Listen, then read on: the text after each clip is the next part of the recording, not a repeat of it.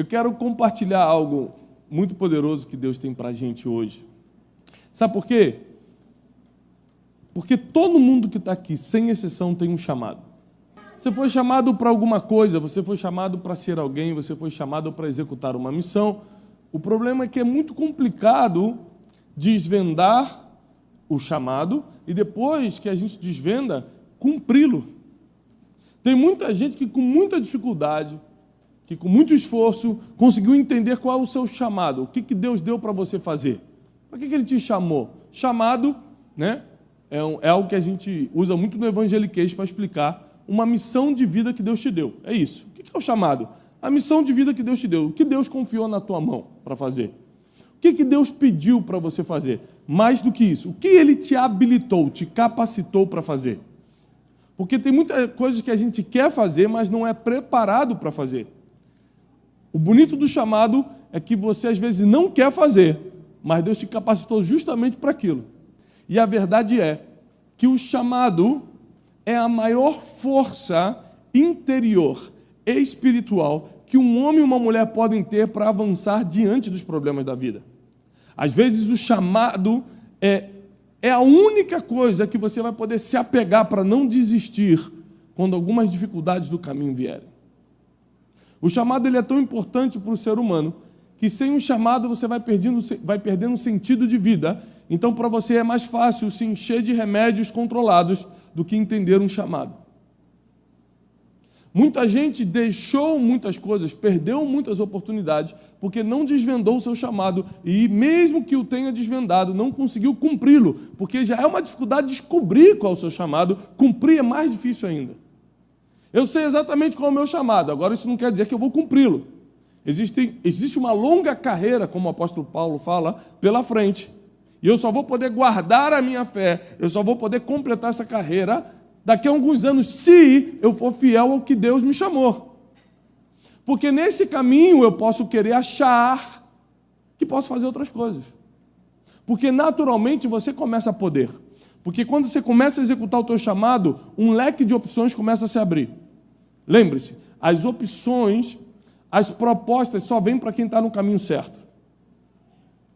E essas propostas vêm justamente para testar onde está a tua força, se está no teu chamado ou nas propostas da vida. Ou seja, você desvaloriza o teu chamado quando se compara com alguém. Por isso que Elias, aliás, fez questão de lembrar: Eliseu, você tem noção do que eu te fiz? Tenho. Então vai e volta. Porque eu não vou fazer 2 vezes. Eu vou confiar em você e eu estou te esperando aqui. Porque às vezes a gente fala, quando Deus chama a gente fala assim: Deus, deixa eu só acabar esse último ano da faculdade que eu vou me dedicar totalmente a Ti. Aí Deus falou: vai lá e volta. Aí você na faculdade conseguiu o emprego que queria e falou assim: Deus, só mais 10 anos aqui para eu trabalhar na multinacional. Aí Deus, vai e não volte mais. Não, Deus não faz isso não. É brincadeira. E não peques mais, Ele fala. Vai e não peques mais. Mas o problema é que você vai atrasar 10 anos da tua vida. Porque cada dia fora do teu chamado é 1 ano de atraso. É por isso que você precisa descobrir o que Deus te chamou para fazer, qual é a tua missão. Cada dia que eu estou dentro do meu chamado, eu estou avançando, eu estou na frente, eu estou prosperando, eu estou crescendo, não porque eu sou alguma coisa, é porque eu estou cumprindo alguma coisa. A riqueza não consiste no que você tem, mas em que você faz com aquilo que tem. Mata tudo que pode te fazer voltar para trás. Destrua todo o barco que pode fazer você voltar atrás. Destrói isso. Aí Eliseu, conhecendo já o princípio, falou: quer saber, eu vou matar esses bois. Porque nunca mais eu vou fazer o que eu fazia antes. Agora a capa caiu sobre mim. O chamado veio sobre minha vida, eu não vou regredir. Tem gente que se submete a regredir. Os discípulos, depois de serem apóstolos de Jesus Cristo, voltaram a pescar. O cara recebeu um título que só Jesus pode dar para o ser humano. E preferiu voltar a ser pescador. Porque quando você não está convicto do teu chamado, você sempre mantém um barquinho por perto para voltar se alguma coisa der errado. Destrua tudo aquilo que te dá esperança no passado, que te dá uma segurança para voltar atrás. Eliseu, ele foi muito assertivo, porque ele pega aquilo, destrói, mata os bois, cozinha e dá para o povo.